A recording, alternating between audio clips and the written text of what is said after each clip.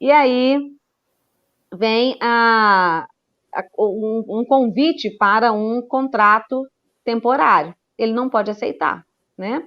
Se ele já está recebendo de 2 vínculos com a administração, ele não poderá aceitar esse contrato temporário. Poxa, mas é só temporário, mas não pode. Né? Então, nem para fins de aposentados, nem para fins de quem está em exercício de cargo, não pode haver um contrato a mais. E esse contrato, ele tem eu acho que ele tem peculiaridades aí nas legislações municipais, estaduais, porque para que ele serve? Né? Para que serve o contrato temporário? Quando a Constituição fala que a lei estabelecerá os casos de contratação temporária, né, estabelecerá os casos de admissão, ela imagina uma situação em que eu tenho a necessidade de exercício de uma função sem a existência de um cargo vago. Então, por exemplo, uma escola funciona com 10 professores, digamos, né, são 10 professores ali o quadro total. 2 servidores se aposentaram. 3 servidoras estão em licença maternidade. Quantas vagas nós temos na escola? Cargos vagos, nós temos 2, dos 2 que se aposentaram. Nesses cargos, a gente vai prover mediante concurso público. Vamos fazer um concurso público, nomear novos professores. Mas naqueles que a professora está de licença maternidade, nós temos um cargo que eu chamo de cargo com placa de volto logo. Não existe uma vaga, um cargo vago, uma vacância, né? E nesse caso, é possível colocar os contratados temporários. Também para situações de extranumerários. Por exemplo, durante a pandemia da Covid-19, nós vivenciamos uma necessidade extraordinária de mais pessoas trabalhando na área da saúde, mas depois da pandemia, não há necessidade mais. Então, eu não posso, primeiro que nem daria tempo de realizar concurso público, primeiro, né, mandar um projeto de lei para a Casa Legislativa, criar mais 600 cargos, daí fazer concurso, daí prover, aí já era, já passou a pandemia, né? Então, não dá tempo, não é efetivo, né? Efetivo no sentido de eficaz, aqui mesmo a realização de um concurso público, é claro, não atende à expectativa de demanda permanente da administração, e ainda, né, para completar, esse contrato, então, temporário supriria essa situação. Então, nessas placas de volta logo, que seria um afastamento para fazer um mestrado fora, né, uma licença para cuidar de interesses particulares, o exercício de um mandato eletivo, nesses casos todos, é possível a contratação temporária. E aí, então, da mesma forma que o cargo, né, não pode ser acumulado, as funções também não podem, e nem os empregos públicos.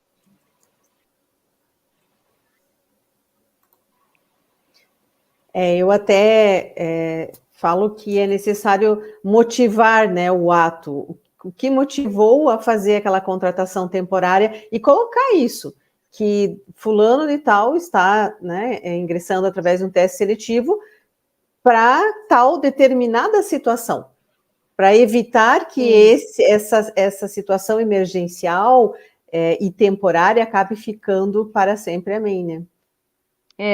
Nós temos um caso grave, né, em Minas, que é a Lei Complementar 100. Né? Ela ainda tem reflexo até hoje. Acho que tem gente que ainda faz tratamento psiquiátrico por conta da Lei Complementar 100. O que é que ocorre de peculiar em Minas? A Constituição de 89, nossa Constituição Estadual é de 89, tá? Ela criou uma figura peculiar chamada função pública, que não é a função pública no seu sentido genérico. Quando a gente usa função pública no sentido genérico, eu posso dizer assim, qual o seu cargo, Cirlei, na administração? Você me fala, Elisa, eu sou professora. Então você tem função de magistério. Seu cargo efetivo é professor, sua função é de magistério, né? Eu pergunto, Vilmar, você trabalha na Caixa Econômica Federal? Trabalho. Eu trabalho lá, eu sou gerente lá da agência. O que você faz? Eu faço de tudo, eu coordeno tudo, eu que atendo, eu que fecho a agência, eu que abro. Então, essa é a sua função, né? E quando a gente pega, então, a função no sentido que está na Constituição de 89, do Estado de Minas Gerais, o que ela fala? Olha que raciocínio foi feito. Imagine, hipoteticamente, que todos os procuradores do Estado de Minas Gerais, num belo dia, tenham resolvido fazer uma excursão num navio, foram passear de navio, todos os procuradores do Estado. Aí, eu afundava esse navio, mas é muito drástico. Aí o navio foi abduzido por alienígenas, ninguém sabe cadê o navio, não tem mais nenhum procurador concursado na segunda-feira para defender o Estado nas suas atividades. Então, pensando numa hipótese como essa, de cargos vagos, em que não tem ninguém que possa exercer coisa alguma, criaram uma função pública que seria exercer as funções de um cargo efetivo vago enquanto não se realiza o concurso público. Agora, pergunta se abriram um concurso público. Ficaram com essas funções públicas ad eterno. Então, nós temos aqui a figura do chamado designado em função pública, né? Esses designados ficavam por longos e longos anos, 15 anos, 20 anos, 25 anos, até que um belo dia veio uma lei complementar 100, não vou entrar no detalhe político dessa lei complementar 100, mas ela disse, olha, vocês querem ser efetivos? Eu vou dar efetividade para vocês. Eu sou Deus, eu vou dar para vocês a efetividade. Porque parecia que só a Constituição podia fazer isso, né? Estava lá na Constituição que a efetividade se dá mediante concurso público. Mas o pessoal pediu, vamos colocar aqui numa lei complementar, enfim, foram efetivados por meio de uma lei complementar e depois veio a ser, evidentemente, declarada inconstitucional pelo Supremo Tribunal Federal. Aqui tem uma semiótica interessante, né? O Estado deu efetividade e o STF tirou a estabilidade dos servidores. Estou dizendo coisas polêmicas aqui, talvez não seja cancelado no canal, mas tudo bem. Mas o que eu quero dizer essa lei complementar 100, ela acabou criando, né, um problema muito sério, porque ao efetivar esses servidores, e isso não existe, a não ser mediante concurso público, eles acabaram abrindo mão de outros vínculos. Então, por exemplo, nesse contrato temporário aqui que eu estou no Estado, comecei tem 3 meses, já fui efetivado, vou abrir mão do concurso lá da prefeitura, que paga menos. Quando veio a decisão do STF, caiu do cavalo, né? Porque não pôde permanecer com aquele vínculo, porque evidentemente ele não era legítimo, e perdeu o concurso público lá atrás. Então, existem, inclusive, ações de responsabilidade civil do Estado em face dessa lei complementar declarada inconstitucional. A gente sabe que, no âmbito de responsabilidade civil do Estado, além da responsabilidade 37, parágrafo 6 da Constituição, para atos administrativos, nós também temos, em função de atos do Poder Judiciário, no caso, então, o erro de julgamento, a prisão além do tempo, os erros relacionados ao vício, né, da atividade judicial, a falha objetiva da atividade judicial, e no âmbito do legislativo, as leis de efeito concreto e as leis declaradas inconstitucionais. Então, a gente tem ações de responsabilização do Estado em função dessa lei complementar. Mas isso decorreu do quê? Contratações temporárias para sempre, contratações temporárias eternas, né? A doutora Nathani, advogada, está falando, a lei 100 dá pano para manga, dá um programa. A gente pode fazer depois um programa. É um tema antigo, na verdade, se a gente for pensar assim, né? Já houve uma consolidação disso, houve... quando a lei complementar 100 foi questionada, ela ficou um tempo guardada nas gavetas lá em cima, para dar tempo de algumas pessoas alcançarem o estágio de aposentadoria, e aí quando saiu a decisão definitiva, o STF disse, olha, quem já aposentou fazer o quê, né? Já está aposentado. E aí só 69 mil pessoas foram exoneradas, né? Ou desligadas desses vínculos efetivos, em vez eu não me lembro agora o número total, mas acho que uns 100 e muitos foram aposentados antes da aplicação desses efeitos da decisão do STF, tá?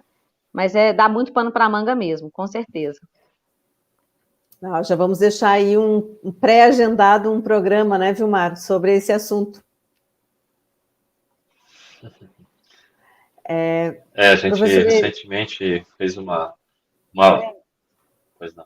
A gente fez um programa ali na a ABPEM também, né, a respeito desse assunto de efetivação aí. Realmente isso é muito, muito difícil, muito polêmico, tem vários desdobramentos.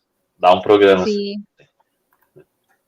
E uma dor de cabeça para o gestor do RPPS, porque quem está lá no momento de receber o pedido de aposentadoria é que vai ser aquele que vai ser colocado, queimado na praça, né? Portador da notícia, né? Gente, e isso é tão complexo, né? Porque cria-se um imaginário de que a pessoa vai aposentar. A gente está falando que foi efetivado, né? Isso no âmbito estadual ainda é um pouco menos grave, porque você tem um distanciamento físico mesmo entre o servidor que está aposentando e o gestor que está dando ali com seu CPF, né? Na caneta, o indeferimento. Mas imagina isso nos municípios pequenos. Eu atuo na coordenação de uma associação de municípios do norte de Minas, são dezenas de municípios que têm, a maioria, até 5.000 habitantes, né? Em número de servidores, 500, 600, e curiosamente, né, a gente pensa, mas esses naniquinhos aí, tá, juntos eles administram mais de 600 milhões de reais em fundo de previdência, ou seja, há uma importância, né, para a Previdência, de um modo geral, do montante de recursos que esses municípios administram. Mas só para dizer o seguinte, uma reclamação muito frequente deles não, doutora, mas eu não posso... Então a senhora abre uma live aí e fala com o servidor isso aí que a senhora está falando que ele não pode acumular, porque como é que eu vou fazer quando encontrar com ele amanhã de manhã na padaria? E é isso, assim, o gestor, ele está tão próximo ali do servidor que para ele dar a má notícia, ele cria uma inimizade, né? E como é que você explica que a Constituição fala diferente, que não é daquele jeito, né? É complicado mesmo. A falta de esclarecimento, a falta de educação previdenciária. Vejam, ontem conversávamos, né, que nós três não tivemos tempo de assistir uma palestra interessantíssima que foi divulgada pela BIPEM, inclusive com a presença do nosso professor Vilmar. Nós que estamos aqui no afã dessa matéria, não conseguimos estudar esse tema. Imagina, né, quando você leva isso ao servidor, vou chamar de servidor comum, que é aquele que não está preocupado em pagar aposentadoria para ninguém, de calcular média contributiva, se tem paridade ou se não tem, está só trabalhando todo dia, né?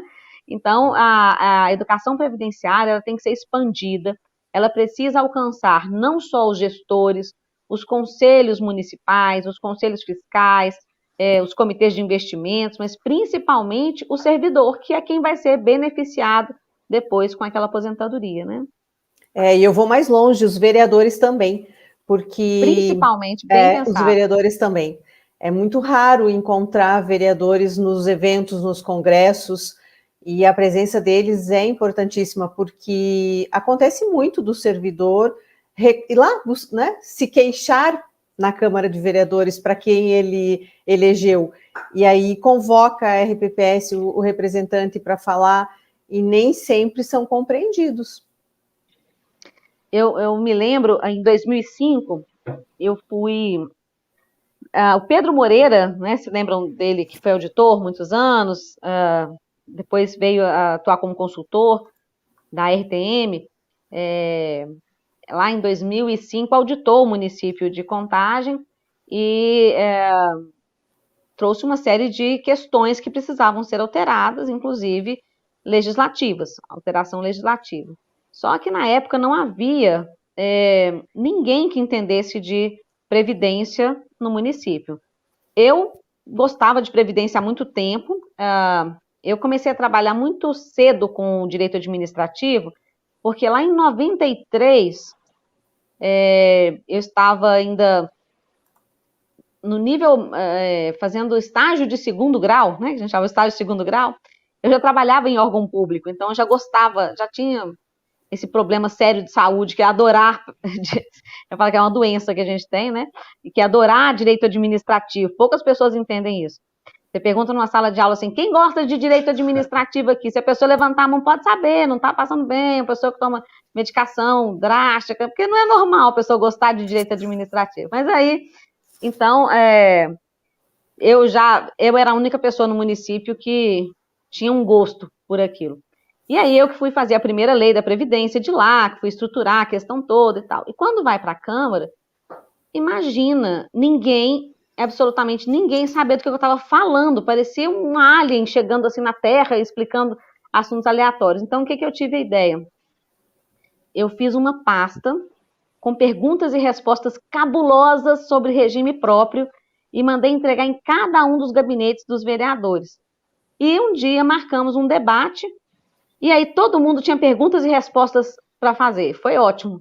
E aí um perguntava para o outro sabia na ponta da língua a resposta, o outro consultava ali o assessor. Então acabou que a gente criou ali uma aprovação por unanimidade dessa lei complementar na época, mas foi preciso trazer essas informações antes, porque não é por maldade que eles não estavam votando a lei, porque ninguém realmente tinha esse conhecimento, né, desse assunto, né, regime próprio. Mas é isso, eu acho que há uma necessidade, inclusive, de aproximação das associações de RPPS, a BIPEM, a NEPREM, a nossa lá do Norte de Minas, por exemplo, a Asprev Norte, e outras, com as instituições, com as associações de municípios. Né? Quando a gente pensa ali a Frente Mineira de Prefeitos, a AMM, não existe...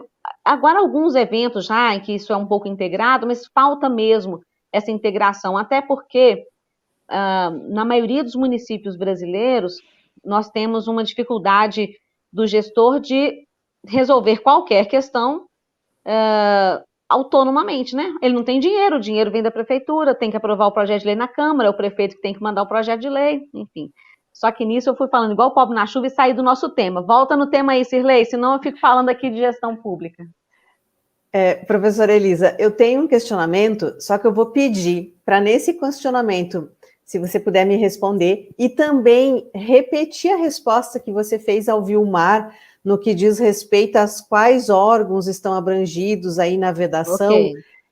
Porque estão me comunicando aqui que teve um problema no servidor do YouTube e nem toda a transmissão aconteceu. Então, eu vi aqui que ela começou bem mais, acho que a gente está só a 17 minutos de transmissão, né? Só vai saber se gravou tudo quando terminar. Quando terminar, ele vai saber se gravou tudo ou não. Então, eu vou fazer a pergunta, e se você puder novamente explicar, que é muito importante essa pergunta do Vilmar com relação aos órgãos públicos e às funções, né? Porque muito poucos sabem a respeito disso. Então, o meu questionamento é com relação àquela... Voltando aí na linha do tempo, no passado, na Constituição Federal, lá quando publicada a emenda 20 em 98, no artigo 11, houve uma previsão de quem poderia permanecer, né, naquela situação, e como que foi tratado isso na época, como que isso aconteceu, se tem exemplos para contar, porque nós já estamos aí há bastante tempo nesse meio, né? Ok, então considerando aí, né, que a gente pode ter tido uma falha de transmissão, vou resumir o que a gente falou até aqui agora, então, bem rapidamente. Então, nós temos a vedação de acumular como regra na Constituição, isso vem de longa data. Depois vem a emenda constitucional, vem a Constituição de 34, permite a acumulação de professor, porque faltava profissional na época. Vem a nossa Constituição de 69, né, vamos assim dizer, que amplia e vai dizer que os médicos também podem acumular, beleza, e chegamos no texto da nossa Constituição de 88, que traz a vedação de acumular como regra, e a exceção, a possibilidade de acumular. Quando ela faz essa vedação, ela abrange a administração como um todo, pegando a administração direta, que seria o ente federativo mesmo, ou seja, a União, os estados, o Distrito Federal e os municípios, e toda a sua administração pública indireta, o que compreendem as pessoas jurídicas de direito público, então a autarquia, fundação pública, e as pessoas jurídicas de direito privado, a empresa pública, a sociedade de economia mista e as fundações públicas de direito privado. Essa abrangência de vedação, ela alcança cargos públicos efetivos, empregos públicos, que são aqueles que a gente ingressa mediante concurso público, e as funções públicas. No âmbito de função pública, a gente acrescenta, abrange ali os contratos temporários do artigo 37, inciso 9 da Constituição, ok? Bom, agora, essa proibição de acumular tem quais ressalvas? Quais são os casos em que pode acumular? 2 vínculos de professor, não importa se é professor de ensino universitário, se é professor do ensino médio, ele tem 2, no contra-cheque dele vem dizendo docente, docência, professor, ele poderá acumular 2 de profissional da saúde, né? Até a emenda constitucional 34 de 2001 era apenas 2 de médico, mas atualmente, então, 2 de profissional da saúde, e 1 de professor, mais um outro que seja técnico ou científico. Essa acumulação de cargo técnico ou científico, ela tem a seguinte especificação. O cargo científico é aquele que exige a formação de nível superior. E o cargo técnico, aquele que exige uma formação de nível médio profissionalizante. Então, quando a gente fala, por exemplo, técnico em enfermagem, ele precisa ter um registro profissional para exercer aquela função. Técnico contábil, técnico em edificações. Então, é um cargo de nível médio, porém com exigência de certificação profissional. Esses é que são chamados cargos técnicos propriamente ditos para fins de acumulação de cargos. Agora, aqueles cargos de nível médio comum, hoje, né, vai trocando, era segundo grau, agora a gente chama de série, mas que são, então, de nível médio, eles são inacumuláveis, mesmo que eles tivessem a nomenclatura de técnico. Por exemplo, técnico judiciário de um tribunal superior federal, ele é mero segundo grau e é inacumulável. Esta acumulação, ou esta vedação, ela se estende à inatividade. Então, se eu tiver um cargo de nível médio, eu não posso, nem ao me aposentar, exercer outro cargo. Eu permaneço na vedação de acumulação. Porém, essa regra, né, que estendeu a proibição de acumular para as aposentadorias, ou seja, que criou o artigo 37, parágrafo 10 da Constituição, ela vem com a emenda constitucional 20 de 98, a famosa reforma previdenciária, né? Depois a gente pode fazer um bate-papo só sobre as reformas, porque eu acho uma delícia a gente voltar lá atrás e entender a emenda 103, voltando na emenda 88, na emenda 70, na emenda 47, na emenda 41, na emenda 20, e entender esse escopo todo. Mas, então, o que a emenda 20 fez? Ela falou assim, olha, se alguém já aposentou e já ingressou para um cargo público que seria inacumulável com aquela aposentadoria, poderá continuar exercendo esse cargo, mas não poderá aposentar-se nele. Essa regra é a que Sirlei muito bem citou para a gente, artigo 11 da emenda constitucional 20. Ela cria uma exceção, porém não permite a segunda aposentadoria. Mas, professora, eu estou exercendo esse segundo cargo, ele é muito melhor do que o outro, então terá que renunciar aos proventos da primeira aposentadoria para que possa ter a aposentadoria com a remuneração melhor. Então, a única ressalva que o artigo 11 faz é esse de permitir o exercício de um cargo inacumulável com um provento, né, sem poder aposentar novamente, salvo mediante renúncia dos primeiros proventos.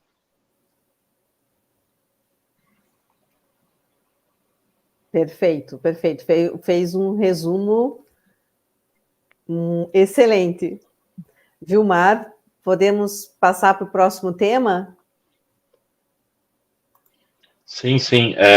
Aí uma das questões, né, dentre as várias que a gente tem, em relação à questão como que fica o teto, né, o teto remuneratório para esses, nessa questão dos cargos acumuláveis ou eventualmente das aposentadorias acumuláveis ou não com cargos, como que funciona essa lógica? Por exemplo, um aposentado no cargo em comissão, né? Aliás, um aposentado que volta para a instituição pública, mas esse é um cargo em comissão.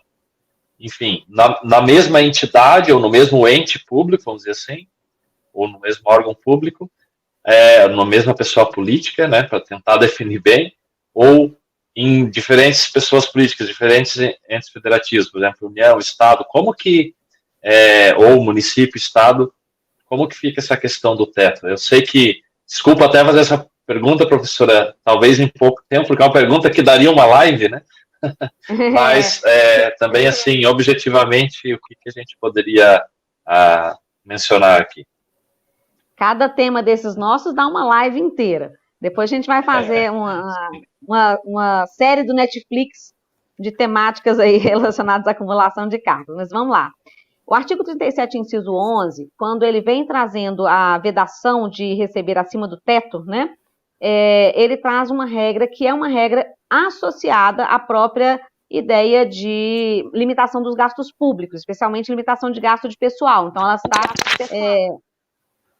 conectada, né, com a própria Lei Complementar 100, né, a Lei de Responsabilidade Fiscal. Então, nós tivemos, não dá para entrar nos detalhes todos aqui, mas estávamos em função da própria Constituição de 88, né, com gastos muito mais altos do que a própria arrecadação do Estado, e vem uma série de medidas no sentido de redução de gasto público. Bom, esse teto, então, foi definido lá no 37, inciso 11, que é um texto gigantesco, né, a pessoa que tem asma não pode nem ler, porque ela engasga no meio do caminho, não tem nem vírgula, mas o que ele traz em resumo? Olha, ninguém ganha mais que ministro do Supremo, ponto. No Estado, ninguém vai ganhar mais do que o chefe do poder legislativo, executivo ou judiciário. Então, no legislativo, ninguém ganha mais que o deputado, no executivo, ninguém vai ganhar mais que o governador, no judiciário, ninguém vai ganhar mais que o desembargador do Tribunal de Justiça. E no âmbito do município, ninguém ganha mais que prefeito. Beleza, muito bonito o texto, mas vamos aplicar. Começou o problema com ministros dão aula em universidades, mas eles não podem ganhar mais do que eles mesmos. Mas então como é que eles vão dar aula nas faculdades de graça? E aí começa a primeira incongruência. Então, um ministro pode ganhar mais do que ele mesmo se ele é o teto? Ah, então vamos pensar aqui, quem sabe isso se aplica ou não se aplica em relação aos cargos acumuláveis. Aí isso ficou subjúdice. Outro problema, um servidor municipal não pode ganhar mais que o prefeito. Bom, mas e se ele é médico, e médico geralmente tem a remuneração que é mais alta, né? E ele é no município A e no município B. Somando os dois cargos de médico, ele passa o prefeito. Mas de qual cidade? De qual município ali haveria essa proibição de acumular? Ficou também sem resposta. Mais ainda, né? Os desembargadores do Tribunal de Justiça, na regra da emenda constitucional, na regra desse 37, inciso 11 da Constituição, receberiam 90%, na proposta, né, da emenda, 95% do que ganharia um ministro do STJ. E o ministro do STJ, 95% do que ganharia o ministro do Supremo Tribunal Federal. Aí o desembargador diz, eu ficar limitado ao ministro Supremo? Eu não, quero ficar limitado ao ministro do STF. Então tá, né, falei errado aqui o contrário, do STJ não, só quero do STF. E aí tiveram que calcular 90,25, por quê? 95% de 95%, aí beleza. Só que na hora de pagar, não, eu queria ganhar 100, né? Então também ficou subjúdice o limite de 90,25% como teto dos desembargadores. Por fim, eu não consigo ver, tá, no texto constitucional resposta para nenhuma dessas nossas perguntas. Então vamos fazer o seguinte, se estiver acumulando, vamos aplicar o teto máximo de ministro do Supremo. É um raciocínio razoável. Ninguém pode ganhar mais que ministro do Supremo. Então, se você tem um cargo no Estado e outro no município, e a soma está passando ministro do Supremo, vamos aplicar esse teto. Mas quem vai aplicar? Em que momento houve a inconstitucionalidade se dentro do limite do município não passou o prefeito, dentro do limite do Estado não passou o governador? Em que inconstitucionalidade eu estou? Né? Então, vamos ter que aguardar mais definições dessas temáticas de teto, mas a princípio, né, valendo para um mesmo âmbito, para um mesmo ente federativo, a aplicação tem que ser feita. E aí, completando, então, a parte da pergunta do Vilmar. O João é aposentado no município e ele é convidado na sequência a um cargo comissionado nesse mesmo município. Isso é muito comum nas funções mais complexas, auditor, etc. Ele não pode ganhar mais do que o prefeito. Então, se ele já tem proventos de aposentadoria que estão no limite, né, ali de subsídio do prefeito, ao ser convidado para um cargo comissionado, ele não poderá receber por esse cargo comissionado. Então, esse é um impeditivo aí, infelizmente, né, de convocar algumas pessoas de volta na administração. Claro que se o valor desses proventos com o cargo comissionado não ultrapassam o teto, ótimo, mas se ultrapassar, vai ter que fazer o abate-teto. Esse abate-teto, quando é no mesmo município, é um tanto quanto compreensível, né? E agora, Sim. como você bem colocou, professora, quando para fazer o abate-teto entre município e estado, ou ele está em 2 municípios próximos, né? Municípios que têm pouca distância, e aí não se sabe quem vai ser aquele que vai fazer o corte. Qual vai ser o que vai ter? Qual vai ser o município, qual vai ser o ente, se for estado, que vai ser o dono do machado?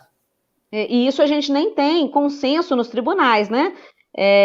Tem tribunal que entende que o decote tem que ser feito no município do segundo vínculo, ou seja, o vínculo que gerou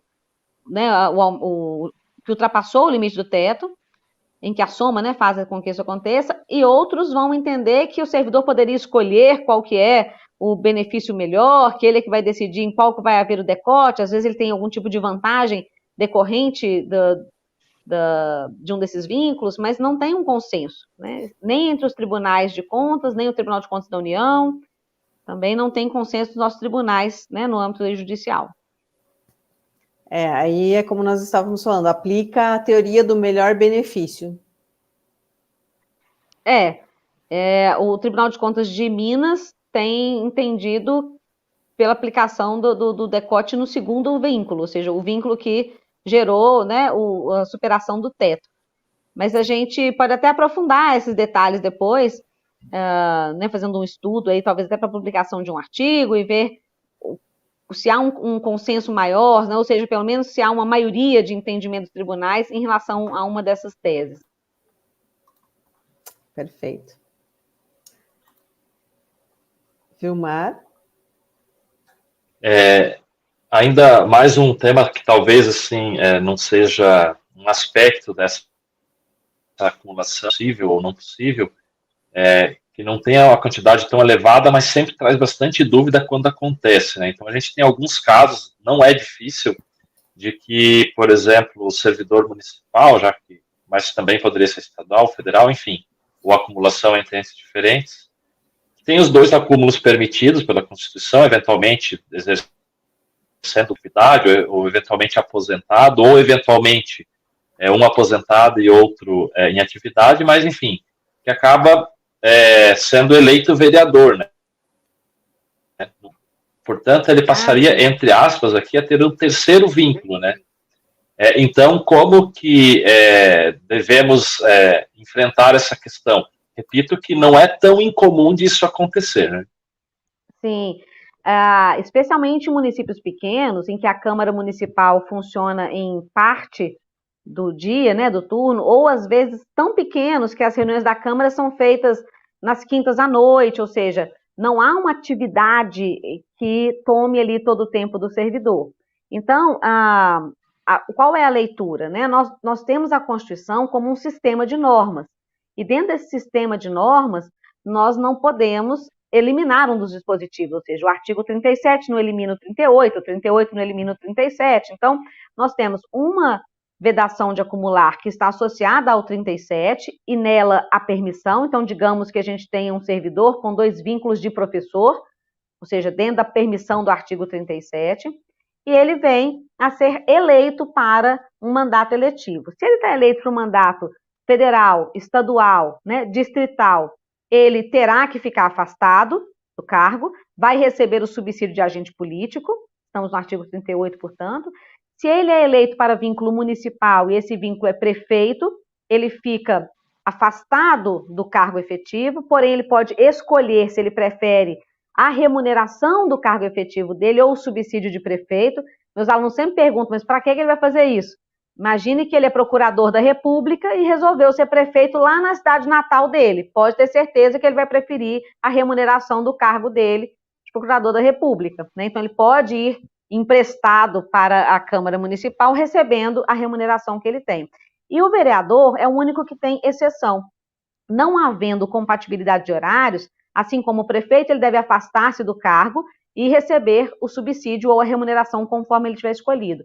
Mas se existe a compatibilidade de horários, ele poderá continuar exercendo o cargo, leia-se o cargo ou os cargos acumuláveis do 37, mais a vereança. Então, supondo, imagina aqui que seja um cargo de professor de manhã a Câmara Municipal funciona de tarde e ele é professor na universidade à noite. Ele poderá exercer os 2 cargos de professor, a vereança, e receberá por toda essa atividade, essa tripla jornada que ele arrumou aí, tá? Então, o 37 não elimina a regra do 38, inciso 3 dos vereadores, e nem, aliás, inciso 2, inciso 3 do artigo 38, isso mesmo, e nem o 38 elimina o 37. Perfeito.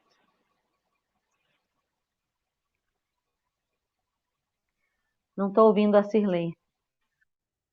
Acho que está mudo, Sirlei.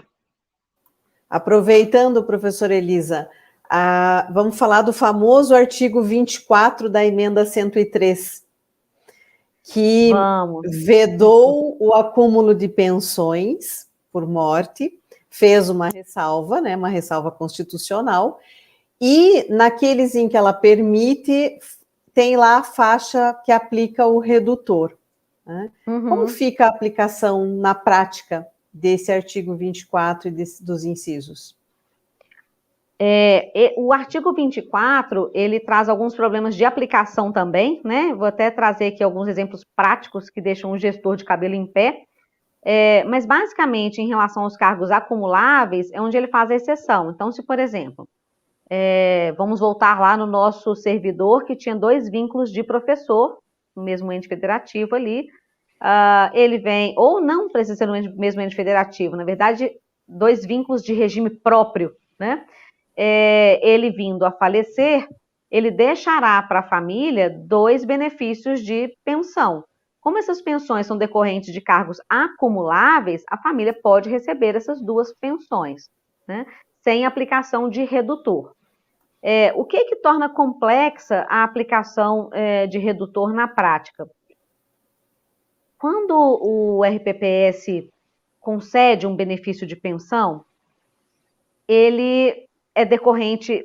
Primeiro que vamos só pensar aqui por base que a maioria dos nossos municípios não ainda fez a reforma da Emenda Constitucional 103. Estão aplicando ainda a regra lá atrás da redação do artigo 40, parágrafo 8º, pela Emenda Constitucional 41, tá? De 2003. Ou seja, o servidor faleceu, se ele está na ativa, o benefício de pensão seria calculado em cima da remuneração, limitado ao teto do regime geral, mais 70% do excedente.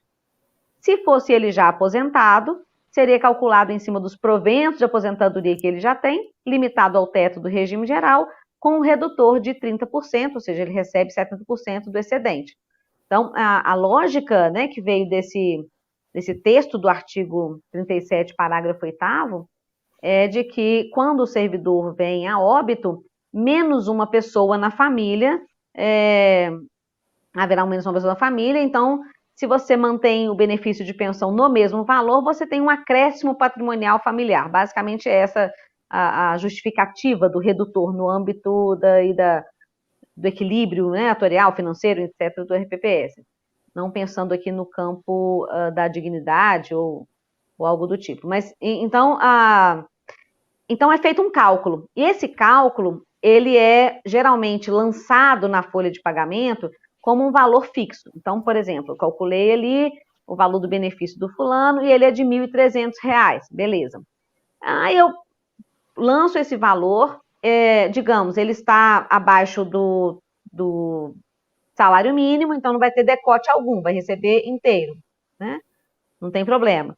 Mas vamos supor que ele ganha R$ 2.000, então eu vou colocar primeiro, até o primeiro salário mínimo, esse servidor vai receber 100%, a segunda parte, né, o segundo salário mínimo 60%, e assim vai. Mas aí chegou no final do ano, vem o índice de revisão daquela remuneração. Eu vou aplicar esse índice de revisão em cima de qual valor? Do valor que eu já decotei e já tirei o redutor, do valor que era a base lá atrás da remuneração, né? E mais, quando o salário mínimo aumentar de novo, eu recalculo tudo outra vez, a partir da base lá atrás ou a partir do valor que a pessoa está recebendo, tá?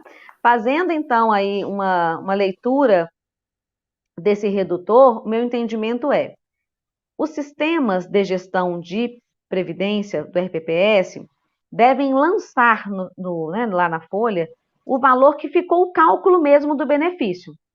Então, os municípios que ainda não têm aplicação da Emenda Constitucional 103, por exemplo, eles vão calcular o total até o limite do regime geral de previdência, mais 70% do valor excedente, encontrou um valor X. Esse valor X tem que ser lançado lá na folha de pagamento, porque é a partir dele que a gente vai poder aplicar as revisões gerais anuais. Se ele for um servidor com paridade, toda vez que tiver aumento dos servidores da ativa, é em cima daquela base que vai ser feito esse cálculo. Se ele for aposentado pela média dos períodos contributivos, toda vez que houver a revisão do regime geral, ele terá direito a esse reajuste em cima daquela base. E a partir dessa base, na hora de pagar, é que a gente tem a aplicação do redutor, né? E quando o salário mínimo aumenta, essa faixa altera o valor do pagamento. Então, existirá uma diferença entre o valor do benefício e o valor do pagamento em cada um daqueles anos ou meses, conforme o caso, tá? Um ponto relevante aí também do artigo 24 é que a Constituição trata, né, da escolha, ou seja, eu quero o redutor em qual dos benefícios, a partir do momento em que há uma acumulação. Então, hoje foi concedida uma pensão por morte, mas a pessoa já tinha uma aposentadoria, né, anterior. Vai aplicar a redução em qual benefício? Pela regra do artigo 24, o servidor pode escolher o melhor benefício para receber de forma integral e no outro será aplicado o redutor.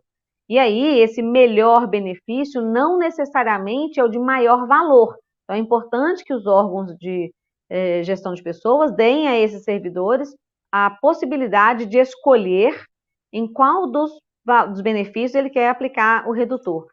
Esse redutor, por vezes, não vai ser aplicado no órgão que concedeu o último benefício. Então, por exemplo, o servidor tem uma aposentadoria pelo INSS, e aí vem a receber um benefício de pensão de um município, né? Ou um servidor, nada, né? Pode ser só um pensionista. E aí ele vai lá no RPPS e fala, não, eu prefiro que o decote seja lá no meu benefício do INSS. Então, esse RPPS terá que elaborar uma carta oficiando o INSS para que o redutor seja aplicado lá, né? Então, tem toda uma logística aí para que esse 24 possa ser executado de forma correta. Minha bateria está ficando fraca aqui, pronto, coloquei.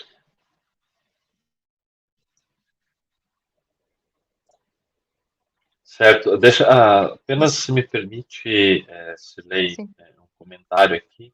É uma dúvida, assim, do pessoal, né, e professora, se a senhora pudesse também abordar, salvo se a senhora abordou, mas eu acredito que nessa primeira parte não, a respeito de possível acumulação, então, de uma pensão ou de uma aposentadoria com uma pensão do regime geral de previdência. Haveria essa possibilidade de fazer ou melhor, havendo essa acumulação, deveria também haver esse corte, esse abatimento? Pelo texto do artigo 24, né, se essas pensões são decorrentes de vínculos acumuláveis, não haveria o decote, né? Então, o problema é que a gente tem que analisar cada um, ou seja, por exemplo, se os vínculos eram do magistério, se não eram do magistério, né? Mas recebendo o segundo benefício de pensão, ele entrou o segundo benefício de pensão, ele vai gerar a inacumulação. Não poder acumular, mas não poder receber integralmente um dos dois. Muitas vezes, a concessão do benefício de pensão faz com que seja necessário fazer um cálculo mesmo. Olha, vale a pena receber esse benefício de pensão? Porque ele vai reduzir um outro que eu tenho. Então, se o servidor já tem... A questão de duas pensões, gente, quando a gente pensa assim em regime geral e regime próprio, é um pouco complexa porque ela nem sempre vem do mesmo instituidor, né? Por exemplo, alguém pode ter uma pensão decorrente do falecimento dos pais e depois tem um falecimento de um cônjuge. Então, esses casos têm que ser tratados individualmente para a gente verificar se vai enquadrar lá no 24 nas hipóteses de proibição de acumular.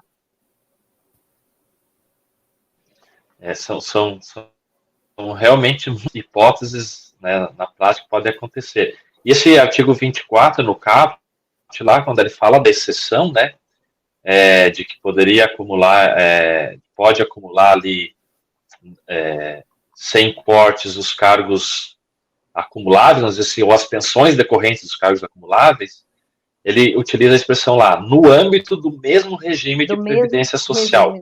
Qual o significado dessa expressão? Então, no caso, para a gente pensar em acumuláveis no âmbito do mesmo regime, só pode ser o regime próprio, né? Porque no regime geral nós não teríamos uma acumulação de benefícios. Eu até levo a pergunta para vocês me ajudarem a pensar aqui, porque a gente nem sempre tem as respostas todas. Eu acabei de pensar aqui uma situação. Se a gente pode, porque aí o regime geral, vocês talvez sejam mais experts aí, o regime geral sempre me confunde muito. Haveria a hipótese de uma pessoa ter duas pensões do regime geral, sendo uma decorrente do falecimento de um dos pais e a outra decorrente do falecimento de um cônjuge?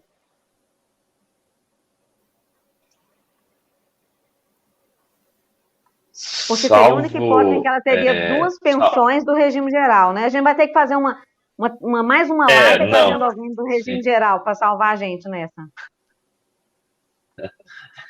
Exatamente. Mas, a princípio, até eu vou...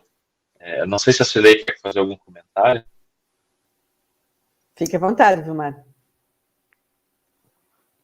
Esse programa chama Saia Justa. Eu acho que... desculpa, Cilei, eu acho que travou um pouquinho aqui para mim. Você quer fazer algum comentário? Fique à vontade, pode falar.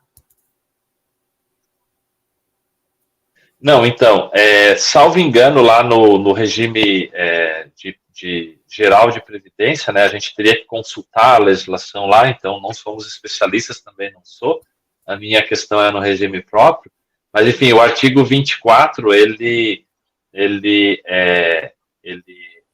não elimina, né, vamos dizer assim, a proibição de acumulação, ou melhor, não é uma exceção da vedação de acumulação o fato de acumular no regime geral. Então, em tese, me parece que sim, deveria haver esse corte se a acumulação for de um benefício do regime próprio com um de benefício do regime geral, né?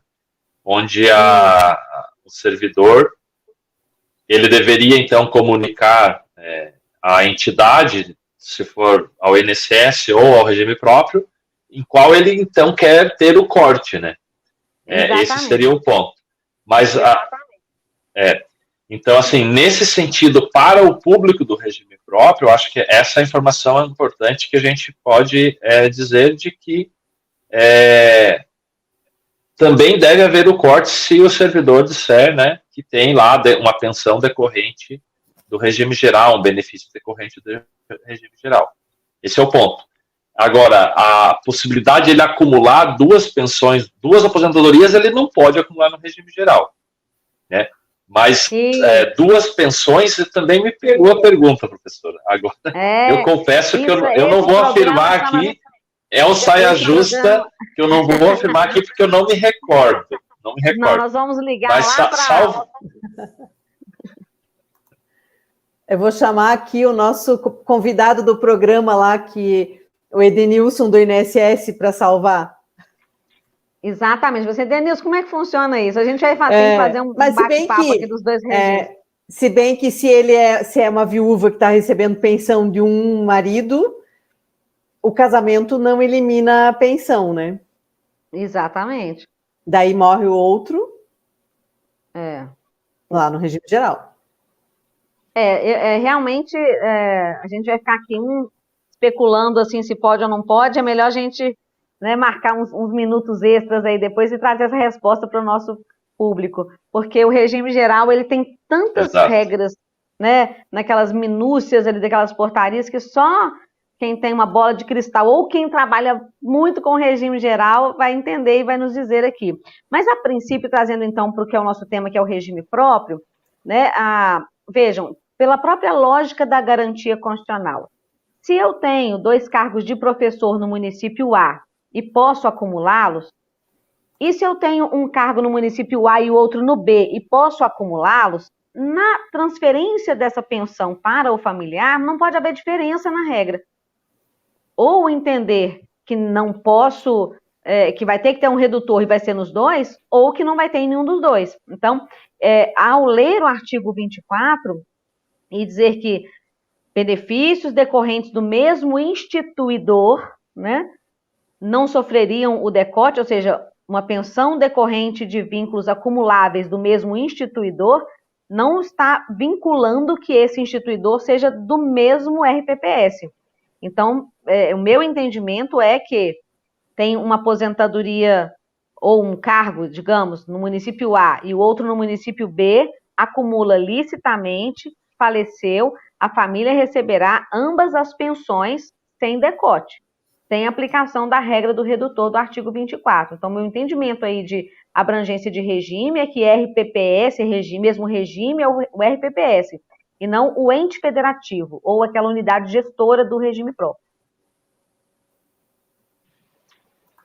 É um programa só do artigo 24, vamos agendando outro. E agora, no âmbito da administração pública, tem-se a figura dos médicos, né? Que são os que mais têm acúmulo de cargo. E existem, assim, nos municípios em que ele é médico, num município 20 horas ele é médico, em outro município 20 horas ele está no outro hospital, que pode ser municipal, né? Há o risco.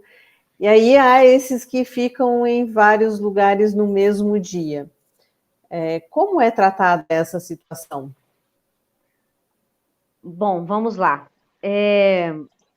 Nós sabemos, né, e aí retoma o próprio caput do artigo 37, com o seu inciso 16, que é possível o máximo de acumulação de 2 vínculos de médico. Então, seja cargo ou emprego ou função, são 2 vínculos e ponto final.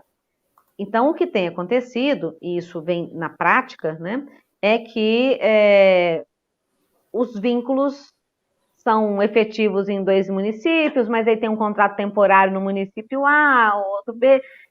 Na prática, eles acabam acumulando mais vínculos. E a gente tem tido um caça às bruxas mesmo nesses casos, dos tribunais, que tem, inclusive, instaurado processos de improbidade administrativa contra esses profissionais da saúde pelo exercício de mais de um cargo. Como eu penso essa situação? É claro que se isto é feito de modo a mascarar a não atividade, ou seja, se esse médico está recebendo aqui e ali, mas você vai, em nenhum dos municípios ele aparece, né? Ou ele está simultaneamente em um município que está a 30 quilômetros de distância do outro, recebendo em ambos, nós estamos falando de improbidade administrativa, que poderia acontecer independentemente dessa acumulação, e até mesmo com um servidor de um vínculo só, se ele for um funcionário fantasma, está recebendo os cofres públicos indevidamente, tá? Mas o que mais acho que deve ser levado a debate, inclusive um debate mais amplo, inclusive de reforma constitucional, é o seguinte: é possível, quando lá atrás, né, antes da Constituição de 34, nós tínhamos que era vedado permanentemente e absolutamente a acumulação de cargos, e vimos que isso não estava resolvendo, ou seja, que faltava profissional, precisava de permitir acumular o cargo de professor, não permitiu acumular 2? Não é hora de pensar na Constituição, talvez poder acumular 3 de médico, 4 de médico, ou simplesmente criar uma regra que está relacionada à jornada máxima, ou está relacionada à efetiva prestação, evidentemente, claro, né, e a compatibilidade de horários? Por quê? O problema nosso de médicos nos municípios, ele é muito grave. Não existem especialistas nos municípios. O município não consegue manter no seu quadro efetivo, às vezes nem mesmo o anestesista, quanto mais um especialista em neurologia infantil, ou seja, são muitas as especialidades que se de fato o médico não puder acumular, vai faltar médico. E aí a gente tem um problema finalístico, né? Ou seja, não vai existir porque está lá que não pode ter.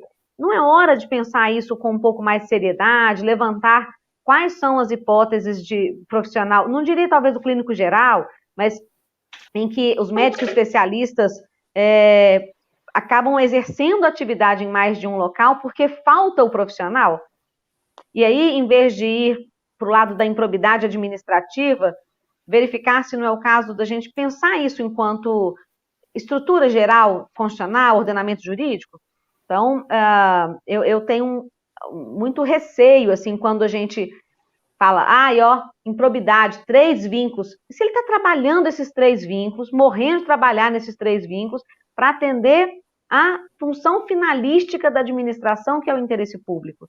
Então, por vezes, o legalismo exagerado, não estou dizendo que a gente possa refutar a Constituição, né? Estou dizendo de abrir um debate mais amplo para repensar as hipóteses de acumulação. Então, atualmente é vedado, não pode ter mais de 2 vínculos, um vínculo de contrato já conta como vínculo de contrato, e se esse profissional tiver com 3 vínculos, ele terá que responder ação, né, por violação da norma constitucional. Mas eu acho que é caso de trazer isso mais a debate e repensar essa acumulação não em número de vínculos, mas efetivamente em exercício das atividades. E também lá no RPPS... professora, eu concordo. Pois não, Silei, pode ficar à vontade. Lá no RPPS, quando acontece a aposentadoria de um deles, né? O médico aposenta e aí ele vai continuar nos outros 2 vínculos, ou ele vai poder voltar depois ele aposentou e daí ele vai fazer um contrato temporário, só que ele já tem outros 2 vínculos. E daí ele vai ficar com 4? Eu concordo bastante com a professora que esse debate ele precisa existir, né? Tendo o cuidado, claro, de a gente tendo o cuidado, repetindo aqui, mas enfim, de cuidar da questão da prestação do serviço, do desempenho da atividade, né? Então, se o médico, né, hoje não pode, deixar bem claro, né? Mas se ele se permitisse os 4 vínculos, claro, desde que então fossem, sei lá, 3, 4 vínculos de 10 horas de trabalho, 15 horas de trabalho, porque 4 vínculos de 40 horas semanais de trabalho vai faltar hora, né? Aí também a gente está criando uma ilusão, uma ficção. Então, ter esse cuidado, mas assim, de fato, acho que é uma questão a se pensar e para dar essas condições aí. E só para trazer, né, a informação que a gente anterior ali, o artigo 124 da Lei 8.213, então ele diz lá que é vedado, né, no caso de direito adquirido, no caso da época da lei lá, de 91, melhor dizendo, 93, não é permitido o recebimento de conjunto de seguintes benefícios de previdência social, mais de uma pensão deixada por cônjuge ou companheiro. Então não pode, né? Não pode ter acumulação no regime geral, só para a gente refazer aquela questão. Mas repetindo que o artigo 24, então, da emenda 103, ele disse essa questão que ele permite acúmulo de um regime com o outro, né? Então poderia ter uma pensão do regime próprio com a pensão do regime geral, mas já aplicando para deixar bem claro, né? Aplicando o redutor. O que não pode no regime geral, segundo então o artigo 124.6 da Lei 8.213, é o acúmulo de pensão lá no regime geral. No regime próprio vai poder o acúmulo desde que sejam cargos acumuláveis. Né? Isso. Na verdade, pode também sem ser acumulado, só que vai aplicar o redutor, né? Perfeito. Exatamente. Pode também acumulável, daí vai aplicar o redutor na pensão, na aposentadoria que não pode. Isso, perfeito. Eu vou só colocar uma questão aqui da doutora Richelle. Antes vou registrar aqui, nós temos a presença da Jaqueline Nizer, do Instituto de Previdência de Piem, no Paraná, a doutora Nathani, a Audrey, que é a presidente da Associação dos Institutos de Previdência do Rio Grande do Norte, Daniel Pinheiro, Carvalho Júnior, E a doutora Richelle está fazendo a seguinte colocação. Eu não cito ainda agora, após a emenda 103, mas antes do seu advento, tem caso de pessoa com uma pensão do primeiro cônjuge no regime geral, uma aposentadoria no regime geral e uma pensão no segundo cônjuge no RPPS. E aí? A doutora Richelle do RPPS do município da Açailândia, no Maranhão. Eu não consigo ver uma proibição nessa situação, porque como a pensão por morte ela é vitalícia, né, ela é vitalícia, se o primeiro benefício está consolidado, né, a aposentadoria é decorrente do próprio trabalho desta pessoa, então, ou seja, ela está numa acumulação lícita, e vem essa pensão por morte a ser concedida agora, a única questão que vai ser que vai acontecer é que vai aplicar o redutor. Você terá direito à pensão por morte, né, desse segundo cônjuge, porém terá a aplicação do redutor em relação a um dos outros dois benefícios. Ou seja, vai ter que escolher um desses três, né, um para ser recebido de forma integral e os outros dois vão sofrer redutor.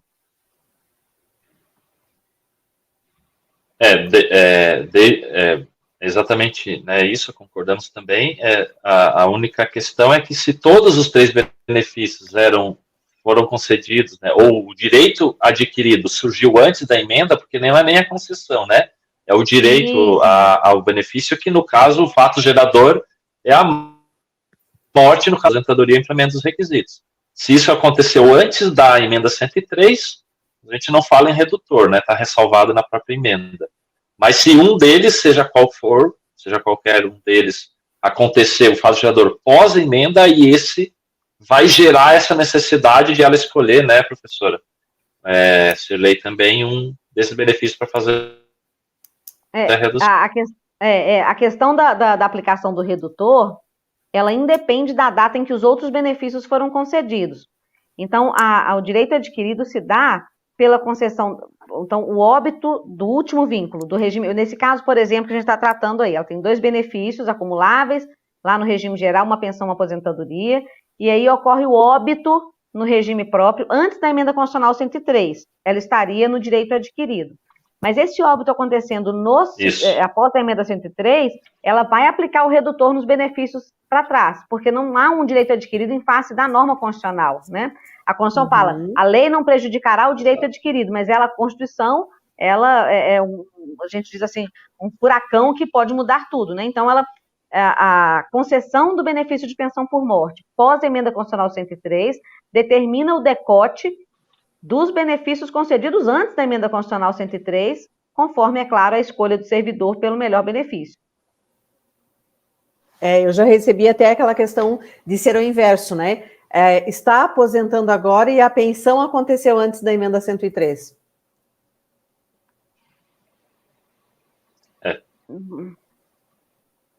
Mas aí eu entendo que não, porque não haveria redução, porque o artigo 24 está relacionado à concessão de pensão por morte, né? Então, se a pessoa tem lá pensão, por exemplo, uma pensão do cônjuge, uma aposentadoria como professor de iniciativa privada, e agora tem o segundo vínculo no serviço público, vai ter uma aposentadoria de professor no serviço público, não vejo aplicação de redutor nesses casos.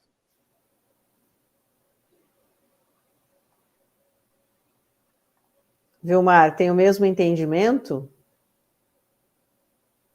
Olha, eu estou raciocinando aqui agora, tá? Porque a gente está, né, tratando de acumulação de atividades, com acumulação de aposentadorias, com acumulação de pensões. Então, assim, a gente tem que... Eu até estava olhando o texto aqui da norma, porque às vezes a gente chega a confundir, são tantas particularidades. Você que está com ela aberta aí, lê-la com calma para a gente, o 24 com os parágrafos dele.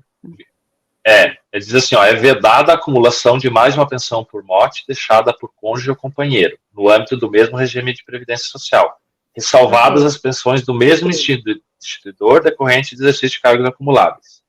Perfeito. Aí diz, será admitimos do parágrafo 2º a acumulação de pensão por morte com pensão por morte concedida por outro regime de previdência.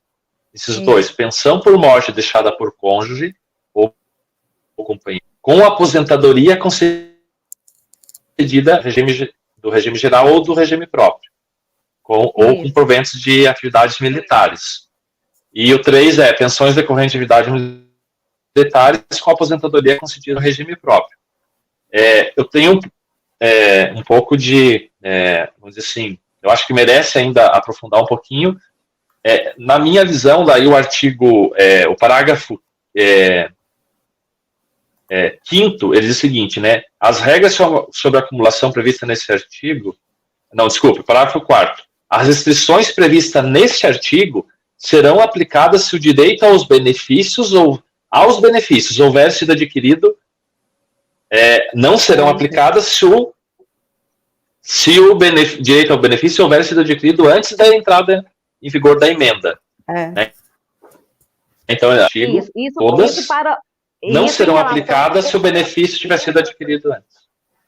Isso em relação à pensão por morte, porque é ela que traz o que a emenda constitucional 103 traz é uma aplicação da regra de redutor para a pensão por morte, naquele mesmo raciocínio lá atrás, de que com o falecimento de um dos membros da família, né, acontece um aumento do valor per capita, considerando que não há uma pessoa a mais ali para alimentar, para consumir medicamentos, lazer, etc. Né? Então, essa ressalva do parágrafo, ela diz respeito a uma pensão por morte, com os outros benefícios, todos antes da emenda 103. E há a hipótese da aplicação do redutor, sempre que essa pensão por morte é posterior à emenda 103. Certo, eu entendi seu raciocínio, eu acho que não tem problema de a gente debater, né? Isso, claro. Mas, assim, eu acho que a gente pode voltar a debater esse tema, porque o 24, assim, ele realmente é complexo e ele exige bastante dedicação, assim, e eu acho que está tudo em aberto, ainda não temos muito, vamos dizer assim, dedicadas ao tema. A interpretação que eu faço é que o caput do artigo 24, ele trata da vedação à acumulação de pensão. E no parágrafo 1º, ele traz essas vedações de acumulação de pensão com aposentadoria sem, vamos dizer assim, trazer um apontamento em relação a se a vedação é só pelo fato de você adquirir a pensão e ou o inverso, você adquirir a aposentadoria e depois a pensão. Então, a leitura que eu faço, com todo respeito, acho que não tem problema a gente debater, é esse o objetivo da live, né? Também aqui. A leitura que eu faço é que,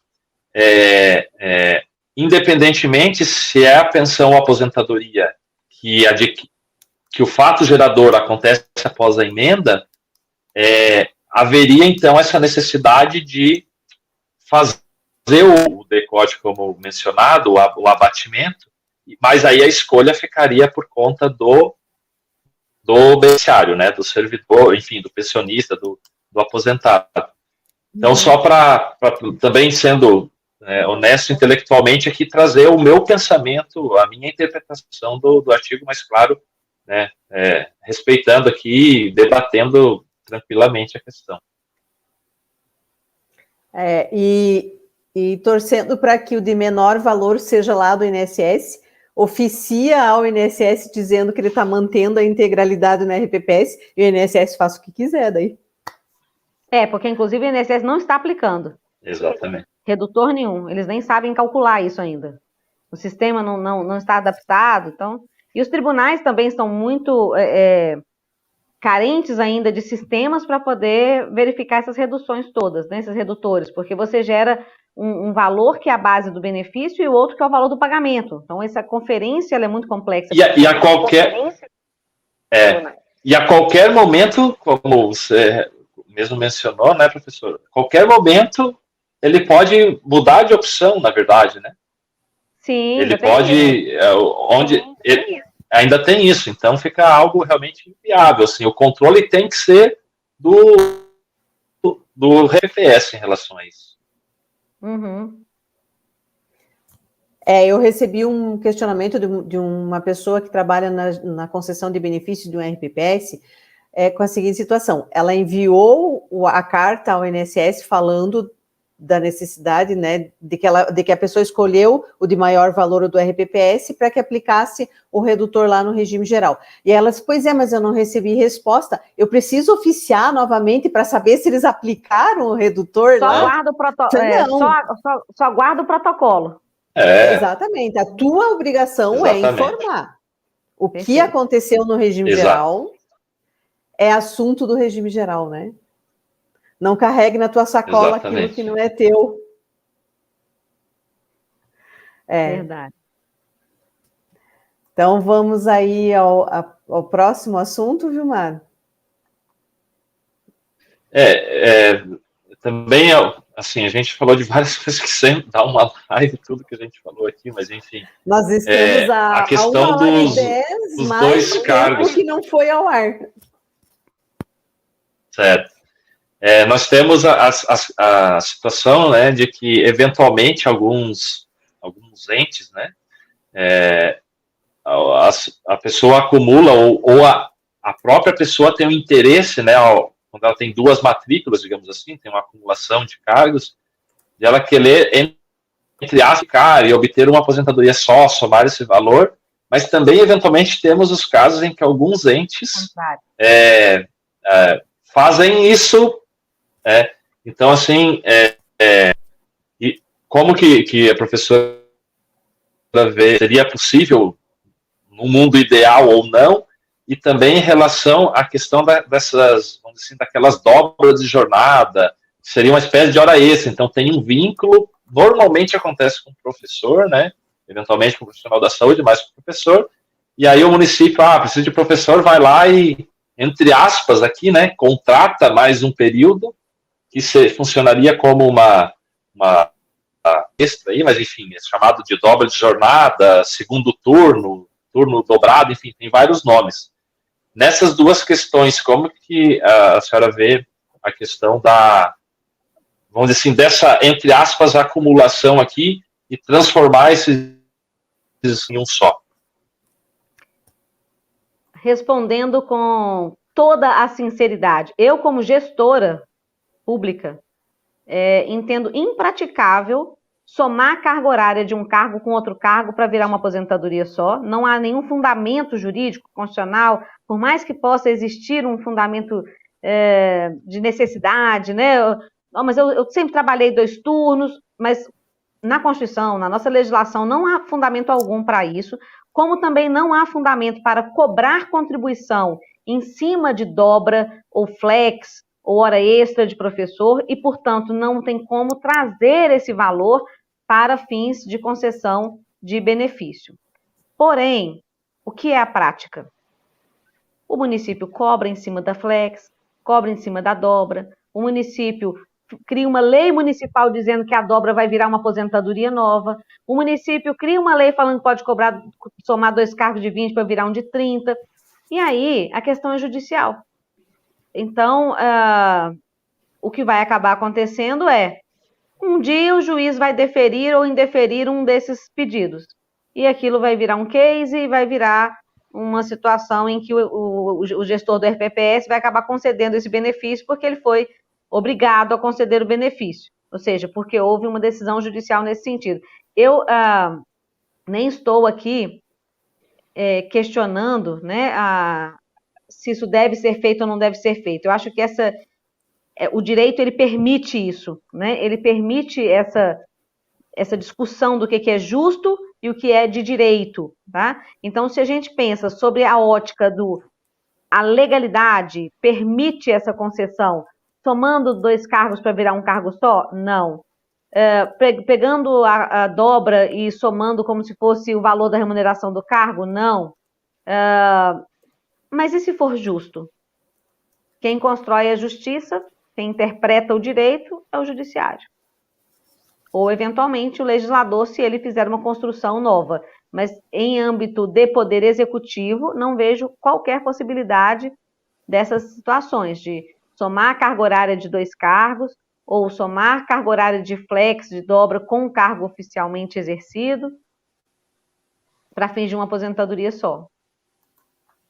Ou para fins de duas, né? Ou para fins de duas, porque a dobra e a flex não corresponde a 2 cargos. Você não tem 2 matrículas, 2 concursos, né? Não. Até em relação a essa questão de transformar 2 matrículas, 2 cargos em um, acho que realmente não é possível de maneira alguma. E a questão da dobra, enfim, da jornada flex e tal, como a senhora mencionou, eu vejo assim que nós temos, quando a aposentadoria ela, se dá nas regras de transição lá com paridade, integralidade, é pior ainda, né? É pior ainda do ponto de vista da saúde financeira atuarial do sistema, né? Porque provavelmente essa dobra, essa dupla jornada, ela não deu no período todo do vínculo, né? Ela deu provavelmente em alguns períodos. Quando a aposentadoria é concedida pela média, né? As regras que hoje quem fez reforma municipal pode ter mudado tudo isso, mas olhando para lá, pela média, então, de uma certa forma, essa dobra, apesar de eu entender que ela também é inválida no sentido de que a dobra, na verdade, é uma contratação temporária disfarçada, é essa a interpretação que eu faço, sabe? Então, na verdade, quando então há o benefício de aposentadoria, a aposentadoria é concedida com cálculo da média, então as coisas ainda acabam ficando ali, essa justiça que a senhora comentou, ela acaba se fazendo dentro do próprio sistema, mas na paridade, na integralidade, de forma alguma. Mas o problema é antes, né? Há uma dobra de jornada em que, na verdade, há uma necessidade do ente que, ao invés de fazer um novo concurso, ou eventualmente, se for o caso, fazer uma contratação temporária, dando oportunidade não só para quem está no sistema, mas para quem está fora e quer ingressar no sistema público, né, que deveria fazer isso, então tem essa, vamos dizer assim, inconstitucionalidade anterior também.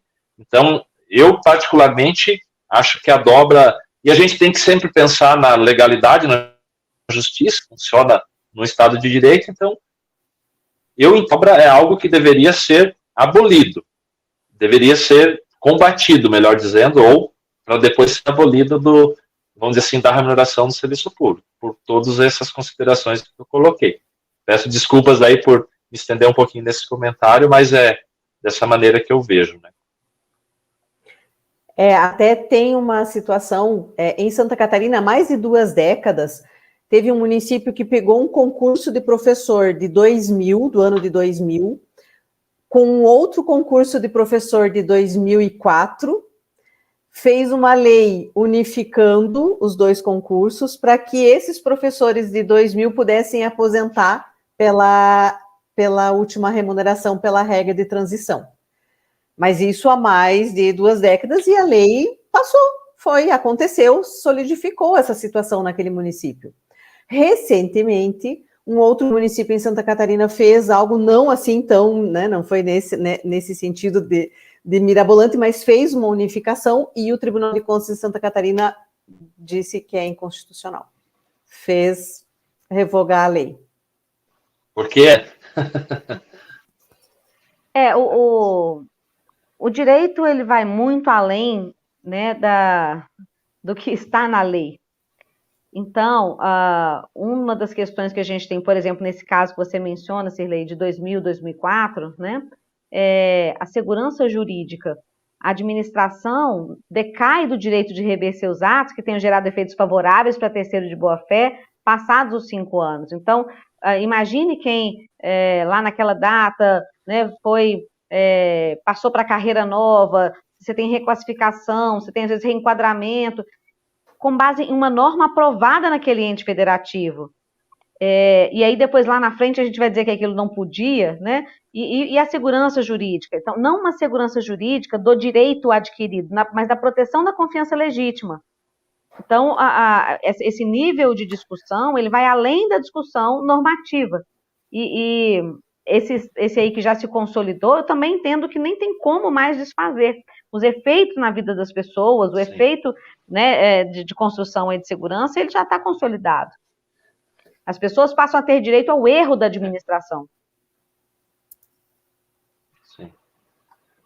O que não deveria era ter acontecido, como nesse segundo caso, em tempo, pelo que eu entendi da Cirlei, né, tempo o Tribunal de Contas atuou e foi desfeito, mas quando isso acontece, solidificando pelo decurso do tempo, realmente tem que, até, vamos dizer assim, a própria Lei de Introdução às Normas de Direito Brasileiro, a LINDB, a alteração 468, 648, agora esqueci o número, mas ela vem nesse sentido de pensar nas decisões administrativas, e lá fala de decisão administrativa, controladora e judicial, também no sentido consequencialista, né, do resultado disso daqui, dessa minha decisão, né, no impacto social.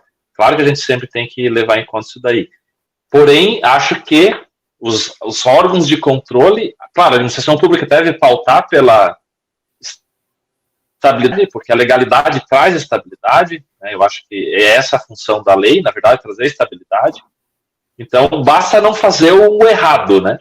Mas uma vez feito o errado e decorrido o tempo, a gente tem que avaliar também essa consequência dessa decisão.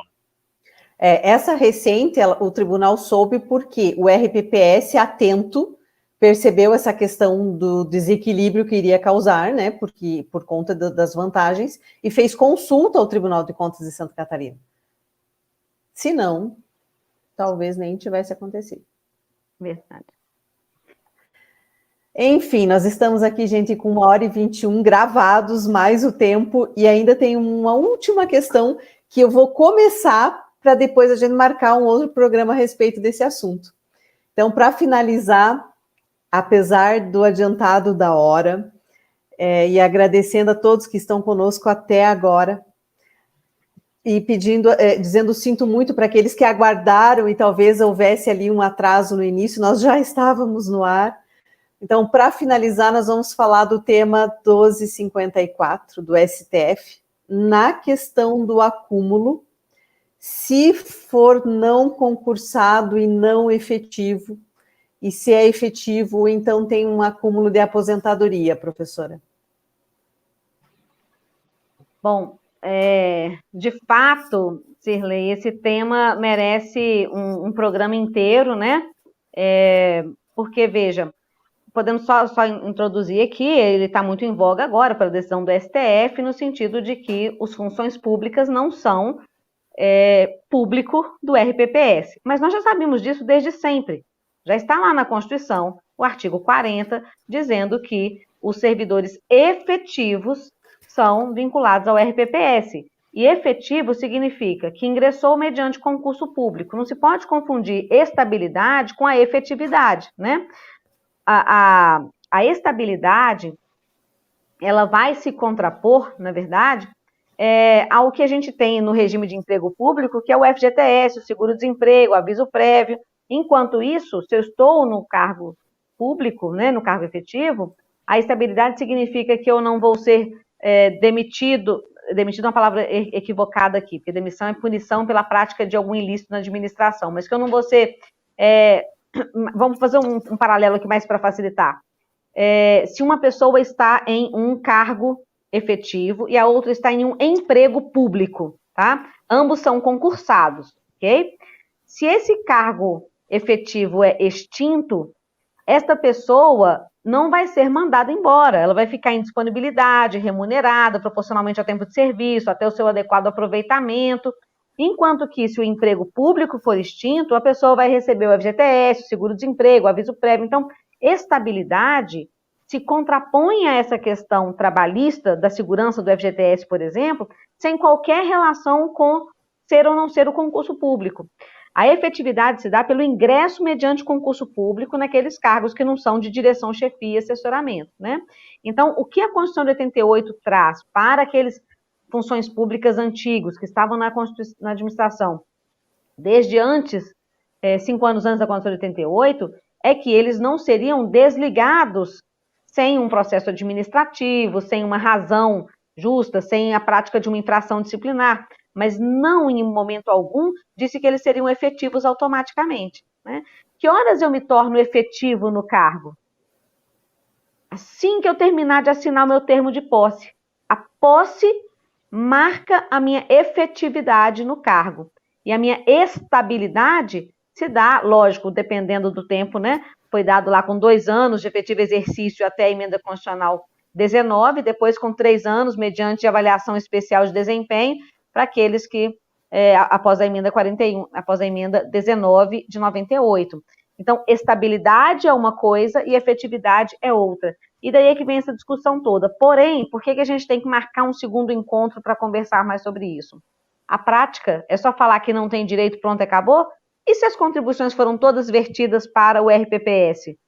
Vai fazer um encontro de contas, mandar o dinheiro lá para o regime geral, ou faz uma CTC, usa aquela CTC e a pessoa vai ser exonerada e vai receber no regime geral? A prática ela é muito distante de simplesmente uma decisão do STF que fala, olha, eu estou interpretando a Constituição, acabei de ler aqui, e está falando que não pode não. Verdade, não pode. Mas e o que aconteceu? E o que gerou no mundo real? Então, muita coisa tem que ser discutida a partir ainda dessas decisões desse tema, do tema 1254, e eu convoco vocês dois a me convocarem para um segundo encontro e a gente conversar sobre isso. Perfeito. Sim. Recebida a intimação. Tá certo. Então tá bom. Isso. Então tá, né, Silei, eu acho que já estamos aí com 1h25 para todo mundo, mais umas 2 horas entre nós aqui, né, que já conversamos antes, então, isso. Agradecer aí a presença de todos, né, de todos os espectadores, agradecer muito a presença da professora Eli. Como eu estava vendo aqui até no chat do YouTube, né, a gente tem inúmeros pontos para tratar sobre a questão do acúmulo, se a gente for pegar as nuances. Só o artigo 24 da emenda 103 realmente tem muito a discutir. Esse tema 1254 tem muita coisa a conversar. Então, o que a gente espera é que, de alguma maneira, tenha tido alguma contribuição aí para o debate, né? Não que a gente venha aqui com a intenção de, como se diz, lacrar qualquer resposta, para usar um termo da atualidade, mas, né, de fomentar o debate, de trazer as questões, de pensar as melhores soluções, como a professora coloca bem no final desse tema 1254, por exemplo, né, a gente lê alguma coisa 30 anos depois, né, e dizer 30 anos depois que é dessa maneira e não interessa mais nada. Não é bem assim. O que aconteceu? Então, agradecer ao público, à professora, se quiser, então, fazer o uso da palavra aí para uma despedida final, mas já fica o agradecimento.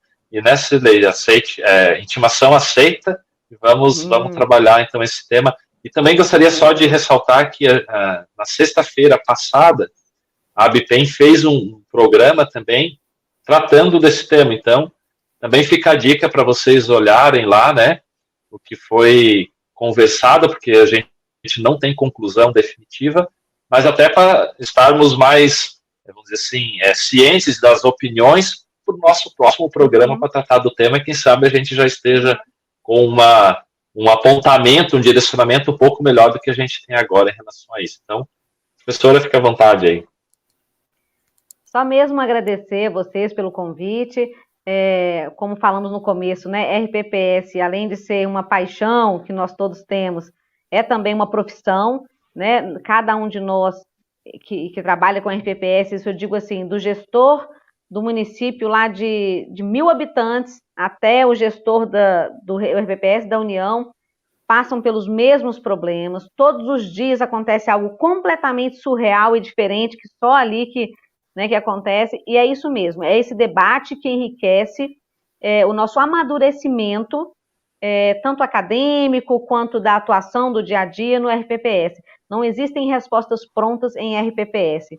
Existem tendências, existem consolidação de tendências, existem decisões judiciais, e é isso que faz com que a gente esteja aqui todos os dias, né, tratando dessas temáticas. Eu agradeço imensamente o convite e já aceito todos os próximos.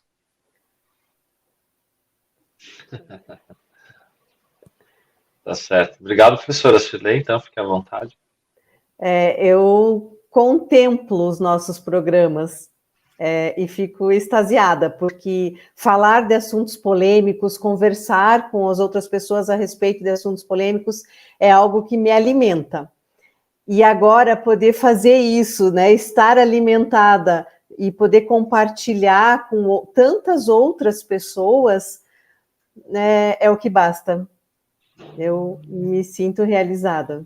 E agradeço aí ao tempo de vocês que vocês dedicaram nos assistindo. Agradeço, Vilmar, por estar conosco, né, que aceitou aí essa tarefa. E a professora Elisa, por gentilmente aceitar o convite de uma forma tão alegre e tão entusiasmada. Muito Sempre obrigada. um prazer, viu? Um abração para todos, então. Um abraço, boa noite. Valeu, um abraço, tchau.